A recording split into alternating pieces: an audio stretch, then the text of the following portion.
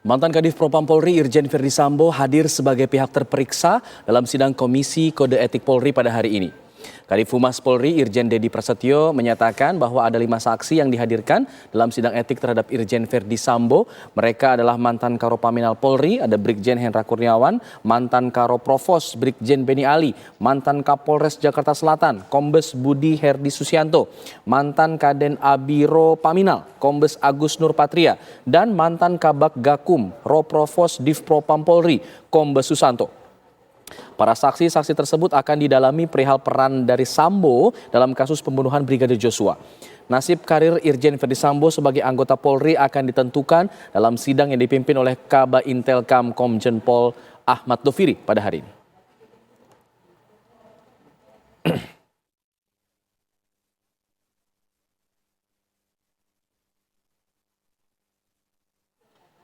Sebelum sidang, Irjen Verdi Sambo sempat menuliskan secarik surat berisi permohonan maaf kepada senior dan rekan perwira tinggi, perwira menengah, perwira pertama, dan rekan Bintara Polri. Surat yang ditulis pada 22 Agustus 2022 itu ditandatangani oleh Sambo dan dibubuhi materai. Berikut isi dari surat permohonan maaf Irjen Verdi Sambo yang kami dapatkan secara eksklusif. Rekan dan senior yang saya hormati, dengan niat yang murni, saya ingin menyampaikan rasa penyesalan dan permohonan maaf yang mendalam atas dampak yang muncul secara langsung pada jabatan yang senior dan rekan-rekan jalankan dalam institusi Polri atas perbuatan yang telah saya lakukan. Saya meminta maaf kepada senior dan rekan-rekan semua yang secara langsung merasakan akibatnya. Saya mohon permintaan maaf saya dapat diterima dan saya menyatakan siap untuk menjalankan setiap konsekuensi sesuai hukum yang berlaku. Saya juga siap menerima tanggung jawab dan menanggung seluruh akibat hukum yang dilimpahkan kepada senior dan rekan-rekan yang terdampak. Semoga kiranya rasa penyesalan dan permohonan maaf ini dapat diterima dengan terbuka, dan saya siap menjalani proses hukum ini dengan baik, sehingga segera mendapatkan keputusan yang membawa rasa keadilan bagi semua pihak. Terima kasih, semoga Tuhan senantiasa melindungi kita semua. Hormat saya, Verdi Sambo.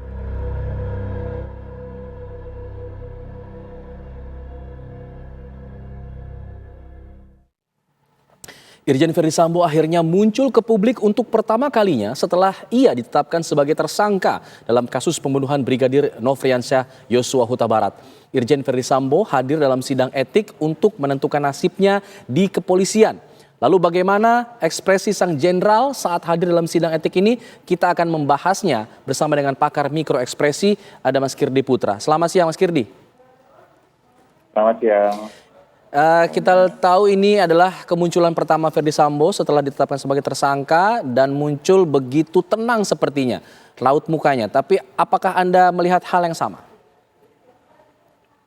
Ya, kalau kita bicara tentang perbandingan dengan yang sebelumnya, yang ketika pemeriksaan awal, walaupun sekali lagi kita tertutup oleh masker setengah dari untuk kita bisa lihat, kita amati. Tarikan wajah bagian atas ini kan terlihat kencang, seperti pernah saya sebutkan sebelumnya, ini orang ini lagi tegang nih, gitu ya. Nah, sementara yang sekarang karena terbuka terlihat semuanya, samping bibir, di bagian bawah mata ini itu terlihat loose, jadi tidak tampak ada sesuatu tarikan tegang sehingga bisa dianalisa bahwa ditarik sebuah hasil analisa bahwa dia ini FS saat ini dalam kondisi yang jauh lebih santai dibandingkan yang pertama. Nah, ditambah lagi dengan posisi duduknya. Kalau kita bicara posisi duduk dan yang dihadapi adalah pangkat yang lebih tinggi, gitu ya, di depan, dan kemudian ini adalah sebuah sidang yang serius.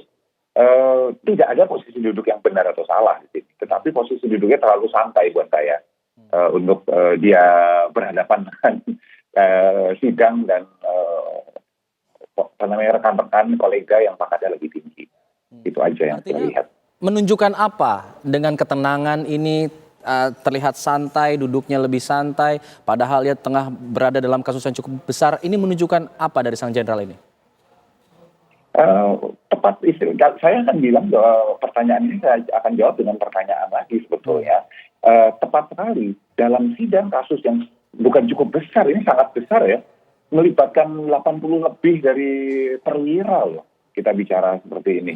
Dan tengah dari badai ini adalah FS, dan rasa santai ini menimbulkan sebuah pertanyaan. Kalau saya nggak bisa menjawab lugas karena kita harus berdasarkan fakta, tapi menimbulkan sebuah pertanyaan. Kok bisa-bisanya sesantai itu, ada apakah gitu ya?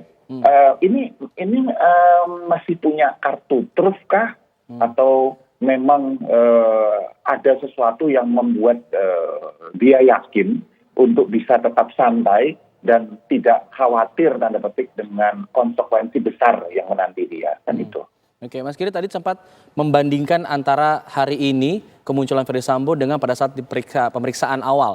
Kita akan coba tampilkan lagi bagaimana kemudian ekspresi Ferdy Sambo pada saat pemeriksaan awal, pada saat itu dia memakai masker, datang di tengah pers yang begitu banyak, dengan suara yang lantang mengatakan ia meminta maaf pada saat itu.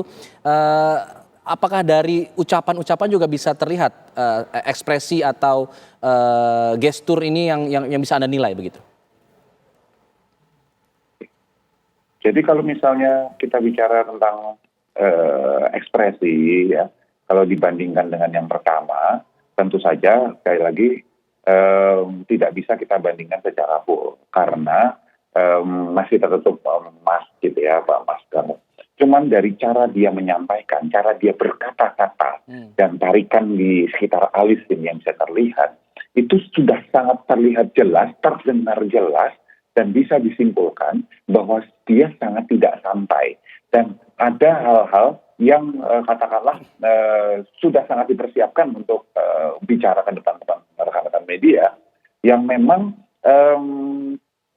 terlihat cukup tidak natural itu dalam artian sudah dipersiapkan sebelumnya.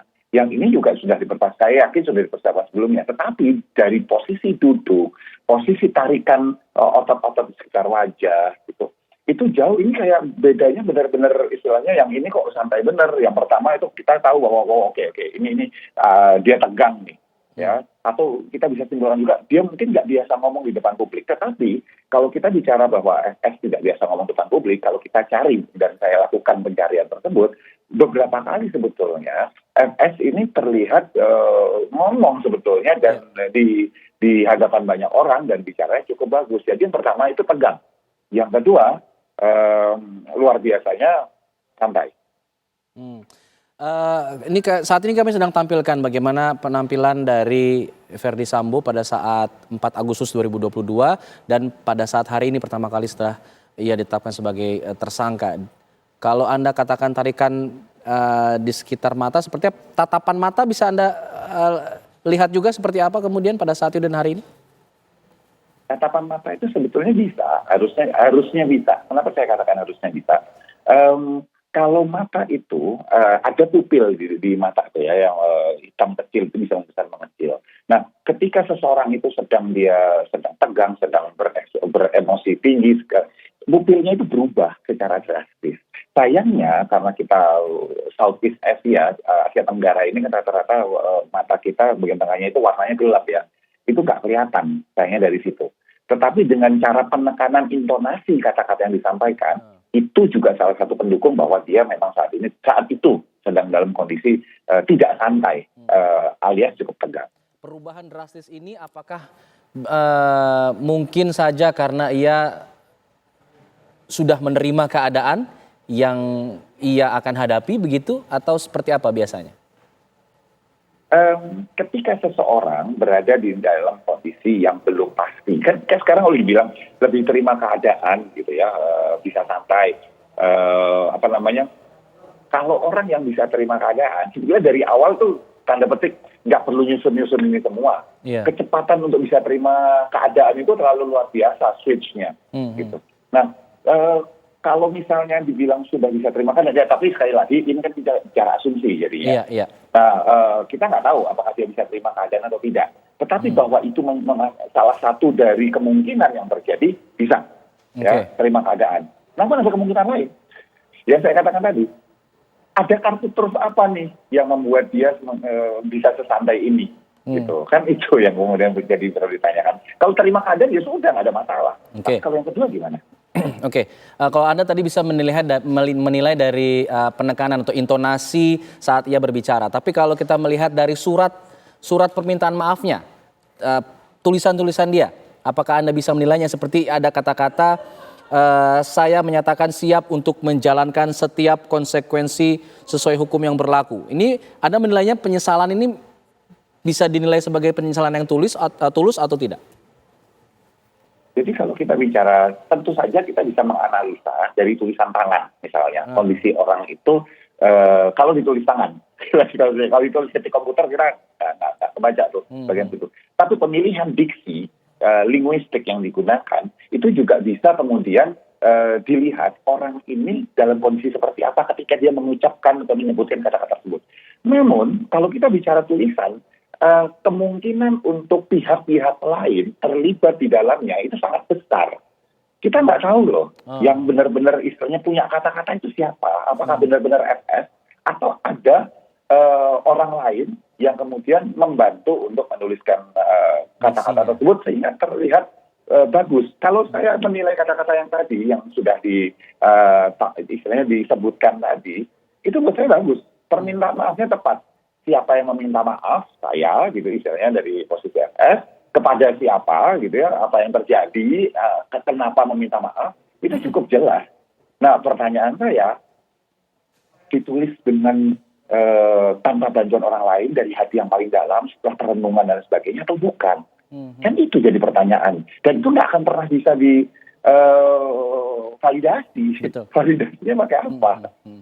Nah kalau oke, kita tidak membahas apakah ia menulis ini sendiri atau atas bantuan orang lain.